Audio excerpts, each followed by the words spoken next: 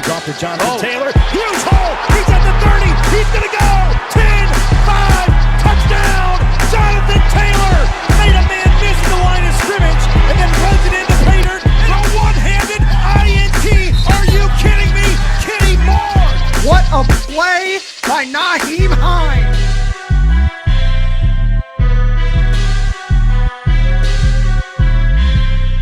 Horseshoe is back, baby. The horseshoe is back. Hey, what is going on, Colts Nation? Cody here. Just wanted to talk to you really fast about the whole idea of Matthew Stafford potentially going to the Indianapolis Colts.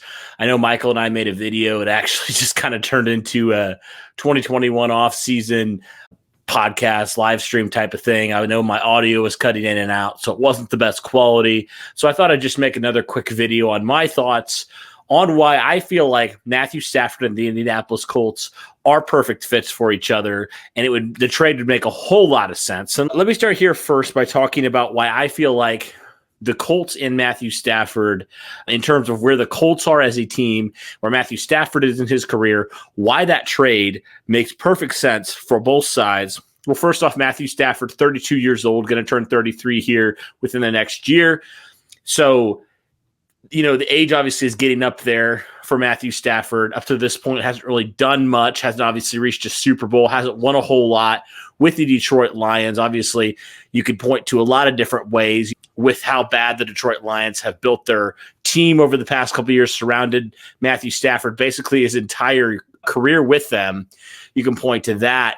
But then you look at the Indianapolis Colts, right? They just lost Phillip Rivers. He just announced his retirement a week ago.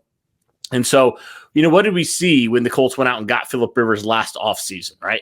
We saw that the Colts really were committed to winning now, right? They felt like they had the team. They felt like they had the roster to go compete for a Super Bowl. And they really did. I mean, they took the number 2 seed Buffalo Bills really down to the wire there, almost came out with a victory as a wild card team. So this Indianapolis Colts team, they have a lot of talent. They have a really good base of talent, a lot of young guys as well, sprinkled in there with some very nice veterans as well that they've added through free agency. So, you know, overall, I feel like it's a win-win there because Stafford obviously needs a place that has a good support system for him. Obviously, you have the roster, good offensive line, really good running game, some solid receivers, and a really good, solid defense, and also a pretty darn good play caller in Frank Reich. I know a lot of Colts fans don't necessarily love Frank Reich's play calling all the time, but, you know, you throw in a quarterback like Stafford with a mind like Frank Reich, man, that's a really, really good combination, in my opinion.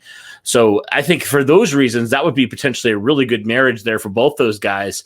And it's crazy because every single year that Frank Reich has been the Indianapolis Colts coach, he's had to deal with a different quarterback. And same with GM Chris Ballard, who came in a year earlier, has had to have a different starting quarterback every single year. Well, the thing is, Stafford's still, you know, he's not young, but he's not Phillip Rivers' age. So you think you get at least 5 to 7 years of pretty good football left in Matthew Stafford. And so you give Frank Reich his quarterback for the next half a decade at least. I mean, in my opinion, that makes perfect sense for what you want to do.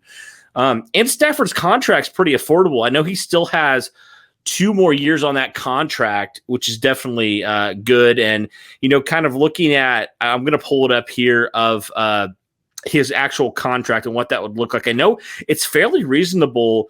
I'm going to pull up a tweet that I saw. It's fairly reasonable for a quarterback that's playing at an elite level. You know, pretty much every single year of his career, Matthew Stafford's been over 4,000 yards, and he's been a really solid quarterback despite maybe not having the most talent surrounded him from year to year. Let me pull this up. Let me look here at that contract. Here we go. Okay, so this is from Field Yates. He says his contract notes he's currently signed Matthew Stafford through 2022. His due base salaries are $9.5 million in 2021 and $12.5 million in 2022.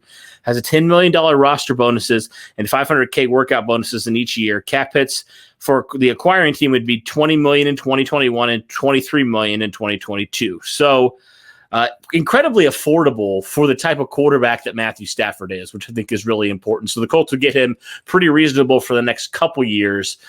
And I think that's definitely what you're looking for, especially if you're wanting to potentially groom a quarterback in those next couple of years. Maybe you go and draft the guy this year. Maybe it's Jacob Eason, who's already on the roster. at least gives you 2 years of buffer time. And then if he's playing at a high level, why wouldn't you re-sign Matthew Stafford at that point? He'd only be 34 going on 35 by the time that contract is expired. So in my mind, that makes a lot of sense on that standpoint. And just from a marriage standpoint, from the Indianapolis Colts and Matthew Stafford, I think putting them together makes the Colts an instant Super Bowl contender, in my opinion. You throw Phillip Rivers, credit Phillip Rivers. He was struggling with that toe injury for pretty much that whole year, was basically a statue the entire year in that Colts backfield there. But, he still had a pretty solid season. He led the Colts to a playoff berth, their second in 3 years. But it was pretty clear that the Colts needed to do something at the quarterback position, and Stafford may not be the fastest quarterback in the world, but he's still a pretty mobile quarterback. He can still get out of the pocket and make some really nice plays there. He, for the fact that he's not on a very good team, he just doesn't get enough credit like he deserves. So I think for those reasons, Matthew Stafford certainly deserves a shot with a team that can surround him with talent. I mean, when's the last time Matthew Stafford's had even a top 15 rushing attack? It's been a while, right? The Indianapolis Colts the last couple of years have been really good, especially with rookie stud Jonathan Taylor. Now you have him for 3 more years on his rookie contract. He was the second best running back in the league in the second half of the season. And then if you bring back a T.Y. Hilton, if you go sign a guy in free agency, maybe you bring in his teammate Kenny Golladay, maybe you sign a guy like Allen Robinson, and you have Michael Pittman, who's an ascending player, Zach Pascal, who's a solid receiver, and that offensive line. We know one of the best in the league, one of the best in pass protection. You got to obviously address that left tackle position, but other than that, have all your starters back again for another consecutive season.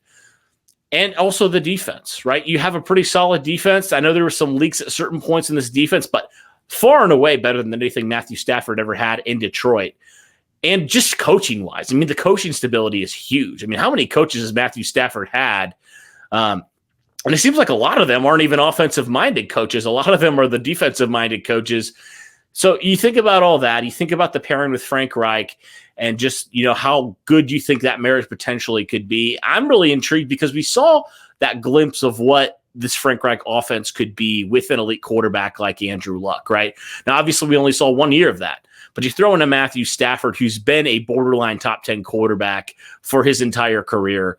And that just really opens up your offense in so many different ways. Now you have so many weapons on this offense. And with Frank Reich's creativity, with Matthew Stafford's still really strong arm and just making some placements and making some throws, man, that a lot of times, a lot of players can't make in this league unless you're a Patrick Mahomes or Josh Allen.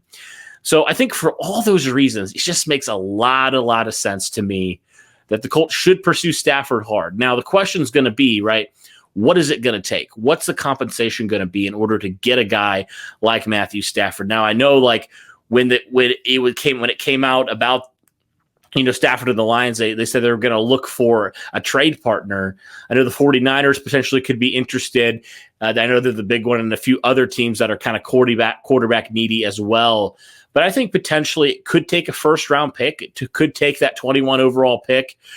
I would prefer to not give away that first-round pick if at all possible. But I mean, if that's what it takes, then I might be convinced to do it. But nonetheless, it's going to take some pretty serious draft capital to get this guy. I would like to give like 2 second-round picks. Maybe you could even give away your 2022 first-round pick for a guy like Stafford if you really like a guy there at 21 or something along those lines.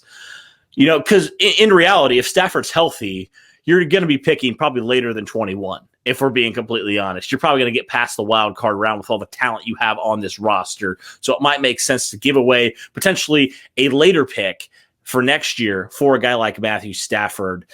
But yeah, that's probably what it would take. Somewhere first, second round pick, somewhere around there, multiple second round picks potentially.